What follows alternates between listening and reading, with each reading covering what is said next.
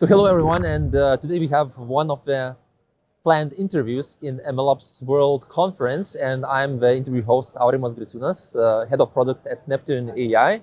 And today we have as a guest Aayush Mudgal, right? I'm pronouncing it right, and he is a senior machine learning engineer at Pinterest for 5.5 years at least, last 5.5 years. Okay, so I guess when you started in Pinterest, like MLOps wasn't even a thing back then, right? So I think at that time there were only two teams, like ads ranking, like was one of the team which was doing like recommendation systems.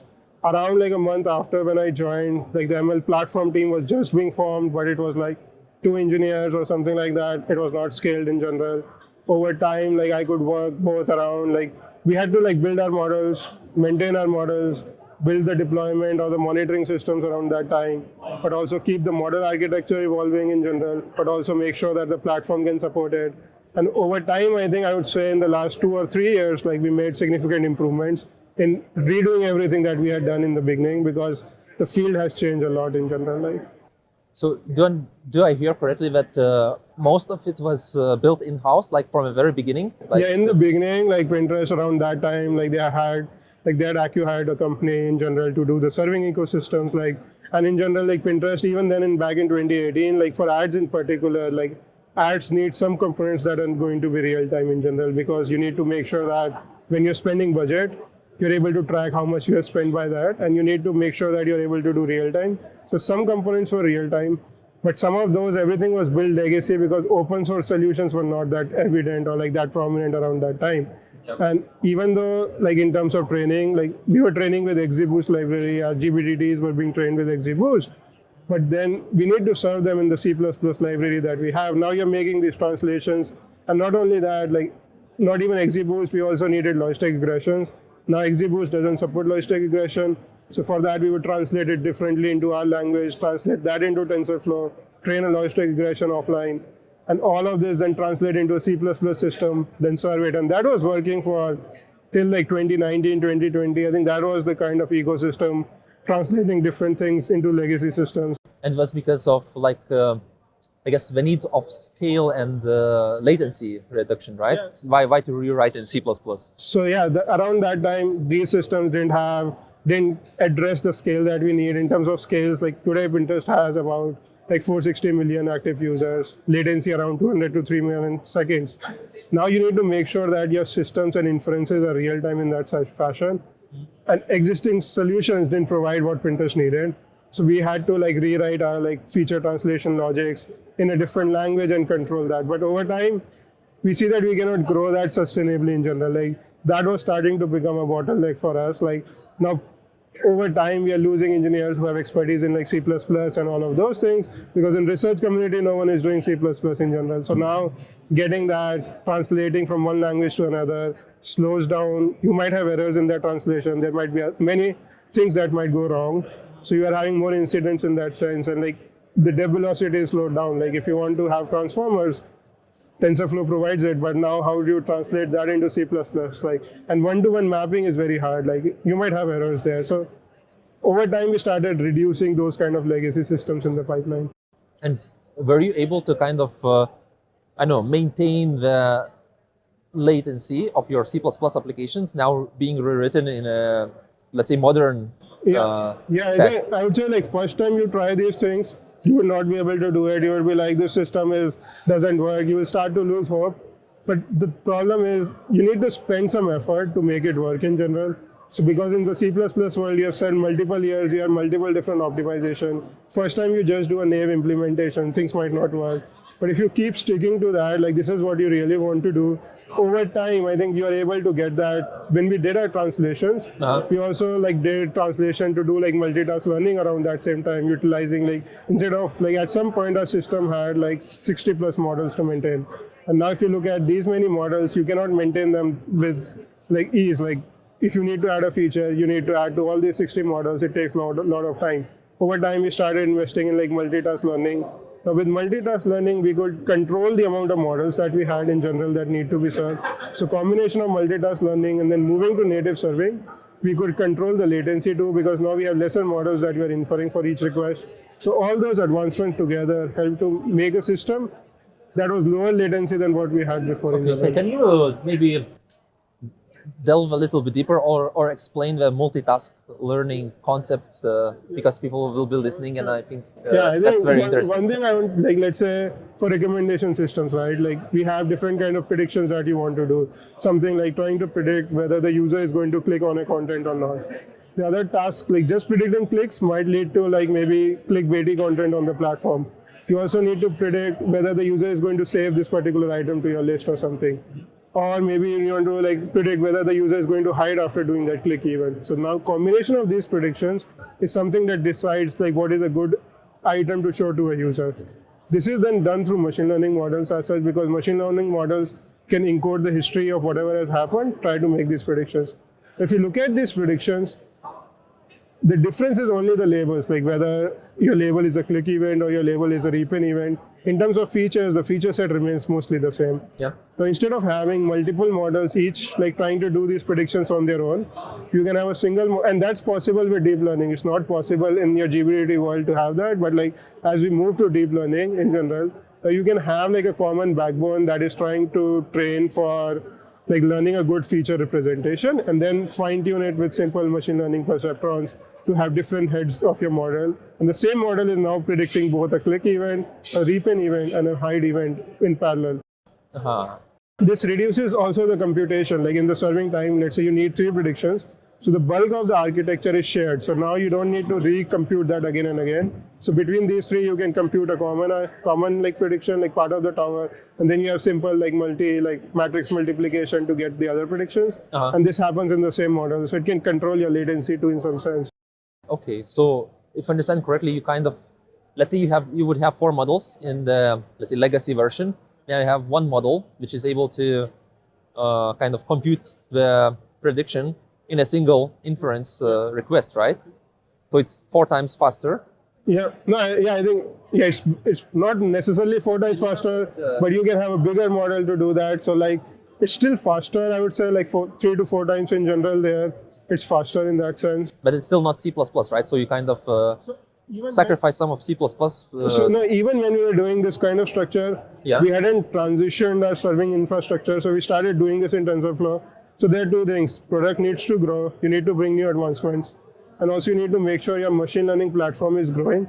So for some time we did this, but we still translated that into C++ because that was easier to do, but like that system hadn't caught up. But then the main iterations that happened was how can you utilize sequence of actions that the user is doing on the system. Like once you have this, can you see, like if you look at like taking inspiration from large language models in general, like you have sequence of like words, but here you have sequence of interaction that the user does on the platform. Yep. So encoding that into a latent space can further improve your personalization. So as we started moving in that direction, we needed like transformer-based architectures. That's where the real bottleneck came in, because translating transformers into that C++ was much harder than the simple operations that we were doing. So around that time, there was a big push, like we had been working around doing like this like C++ removal in general, but that push that you had a model architecture which is much powerful, but you're not able to do it just because the C++ is much harder. I think that made that fuel it much better, but then you have different use cases in the system, right? Like all the use cases, moving them outside that legacy system is even much harder. So over time you would see some of the systems have moved, some of the systems are lagging behind. Yeah. So then Pinterest invested, like I shared in the talk in the morning too, but like all these use cases are different. Each of them have creating their own like different logics to do feature translation and stuff. So then last 3 years or 2, like in that sense, we started unifying the use cases to having like a one machine learning ecosystem, defining how your features are going to be stored, making features the first class citizen, and then doing all the like important things that machine learning toolkit needs to have, building that ecosystem that is unified through like simple APIs. And now everything, that transition was much faster because we learned all the lessons from previous work that we were doing. We could build a system and transition everything much faster to the new system. And we also moved from TensorFlow to PyTorch during that process. And that took like 2 years. Like it was still much faster than what our previous migrations looked like in general. Do you have some insights why did you decide to move from TensorFlow to PyTorch? What were the gains? What were the losses? So I think one of the things that we looked at, like we were on TensorFlow 1 in general, right? And TensorFlow 2 was stacked different than what TensorFlow 1 was. So like the transition from 1 to 2 of TensorFlow was not going to be very easy in general. So now it is same as maybe changing a new language. So during that time, we researched around like TensorFlow and PyTorch, like what's the best use case. And we thought that PyTorch was winning in most of those parameters in general, given that we have a more stronger community of PyTorch engineers within Pinterest. Even outside Pinterest in academia and stuff, we see that PyTorch adoption has been much better than TensorFlow adoption. And in academia, because it's more intuitive to write PyTorch code, so that's where I think we see that. The benefit we see with PyTorch is many things come out of the box. Like PyTorch provides like distributed training functionalities. It provides like quantization functionalities as part of the same PyTorch library. And that makes it much easier to build applications internally in Pinterest.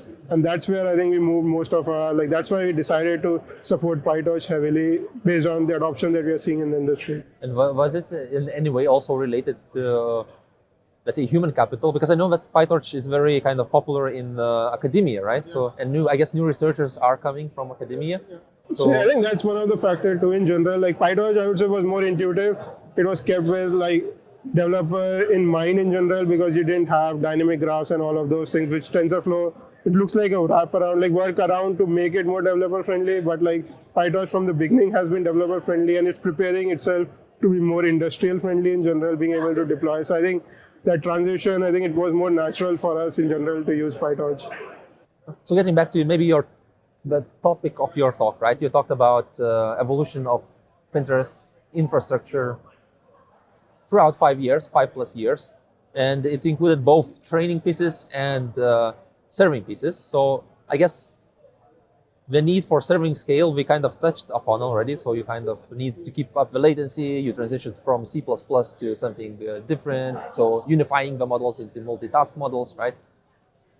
What were the main challenges of training piece of the pipeline, and what were the transition phases? Maybe, I guess, multiple throughout the 6 years, right? And what was the most kind of difficult to solve? Yeah, so I think I can share. I think one thing is like training part is not something that people talk a lot in the industry in general, like mostly optimizing the serving and stuff. But I think training is equally important than the serving ecosystem. So at Pinterest, when we started, right, each of the use case would define its own workflow. Like it's a simple ETL kind of framework, like Spark jobs. Like even when we started, we were not on Spark. We utilized scalding that's from Twitter. But over time, we see that it's like usage has declined in the industry and like Spark has become more prominent. So we made that transition from scalding from Twitter to like more Spark, like PySpark and like Scala Spark in general based on the data sets that you're dealing with. But then initially the idea was like, if you look at this ETL, like people would create a data set. You will define what your positive negatives are as part of your workflow. You will define how to sample everything, pass it to the trainer, develop. Like monitoring on these is not the first thing that happens, but like over time we started to add more monitoring over that. But now if you look at this pipeline, like there are many complex things in general. Even as an engineer, you need to know how to write in Scala. Like you need to know how to write in Scala. You need to know how to write in Spark. Yeah. Then you also need to know how to write in TensorFlow and PyTorch. So you need to have multiple different language and frameworks, which kind of slows down this dev velocity in general. So over time, things that we invested in was many things in general. One was like templatizing this solution in general. So as an engineer, let's say, these are like standard process happening for every use case in general. So can you, instead of asking the user to glue these jobs again and again themselves, we created templates based on Airflow, like it's a wrapper around Airflow. And using the templates, if it's a very simple change, let's say you want to change your learning rate, hand code them, you can like just change that in a UI-based solution. And in the backend, it will control all the gluing jobs for you. So that increases our dev velocity significantly in general. Like if you're doing hyperparameter tuning or anything in that sense, you don't need to check in the code. And the thing is, it also made sure that your models are reproducible in general, because now model is a reflection of your configuration and the template that you're using. But even that, if you see now, if you want to, let's say, make changes into that pipeline, like I want to change my data sampling strategies. In that case, if that doesn't exist in the template, you need to go back, define your custom Spark solutions. And it was still not like enabling faster iterations. Now, in terms of modeling, there are two things that happen mostly. Like either you're iterating on the model side, you're changing architecture, adding different complexities, or the other thing is, and that is easier thing right now because these libraries provide those solutions. You can do that. everything is more streamlined there. But the thing that is missing is on the data set side. Like if you want to iterate on your data set, how can you do faster? So one thing that we build in this like kind of the structure is that in our templates, like we have a notion of data lineage. So if a particular model requires some data that it wants to train with, and if that's somehow computed by some other workflow, it can reference that. It doesn't need to recreate it. So it reduces the number of ETL jobs that are duplicated in general. While building this now, what we also built upon was, can you track this data usage, how it's being used in the entire system? Once you have that lineage, you can see which data is not getting access in general. So if data is not getting access, can you just remove that data set because now you're storing, cost is increasing, how do you do it like more responsibly?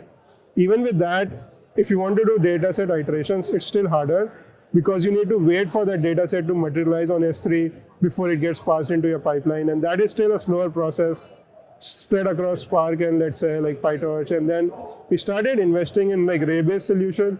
So Ray is something that we're investing right now to be able to utilize this, like put data processing closer to your machine learning model training and utilize that in a streaming fashion. So for training models, you don't need your data to be, like the entire data set to be generated, just the batch that you need.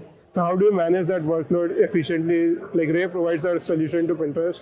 Like it's an open source solution, but that's something what we are investing and moving towards in some direction. So to better understand it, so let's say you have a model, you have 3 models that would be relying on the same data set, right? And how does streaming play in this role? Because I can imagine if it's stream processed, then you have to process it each time you're consuming it, right? So, for example, let's say I'm training a model to predict clicks. Yes. But now I want to try 3 different techniques on my like the common data set. But I want to do, let's say, I want to remove users who I think are spammy in general. That's one technique that I want to try. The other technique that let's say I want to try is like I want to maybe remove users from a particular country or where I don't have something. Or thirdly, I want to try removing some hard negatives based on some predictions of a prior model. If I want to try these 3 different things, first, the traditional way would be you create a data set that filters these things. You store that data set. It will take 4 to 5 hours to create that data set. Maybe you need to create functions that will translate and create this filter logic for you. And then once that data set is created, you train a model, you visualize that. But now with streaming kind of structure, you don't need to wait for that data set to be created, the entire data set. Part of that data set, as it's created, like let's say you need a batch, and batch is let's say like 1,000 articles or like 1,000 items. As soon as those 1,000 items are ready, it can be passed to your trainer, and trainer can run that, train on it. By then it trains, the other batch would be ready. So you can stream, you can do it in a streaming fashion. You don't need to wait for the data set to materialize before you can start training in these kind of setups. So, but then our training jobs that require the same data set would not be able to reuse the same batch, right? Because it's constructed in streaming fashion. So in that sense, but now you need to make sure that your compute, right? In the same machine, you have a CPU and GPU computes in general. So you're utilizing both of those compute efficiently in general. Wherever you have scale to do that, you can do that. But so what we do, we have a bigger data set, which everyone utilizes. That is persisted on S3. Some of the intermediate smaller data sets that are not actively being used, like because if you're filtering users, you might not filter for many use cases in that fashion. So for them, they are not being used by multiple workflows. So those are then being done in a streamlined fashion. Okay, very interesting. That's some complicated technical challenges.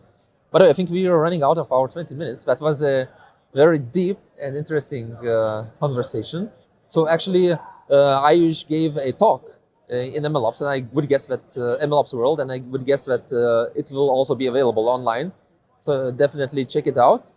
And maybe Aayush, few words from you, like where can we find you and how we can connect with you? Yeah, I think I'm available on LinkedIn. Like I'm active on LinkedIn, so feel free to connect on LinkedIn. Yeah, but it was really nice meeting you. Thanks for flying all the way across for this event.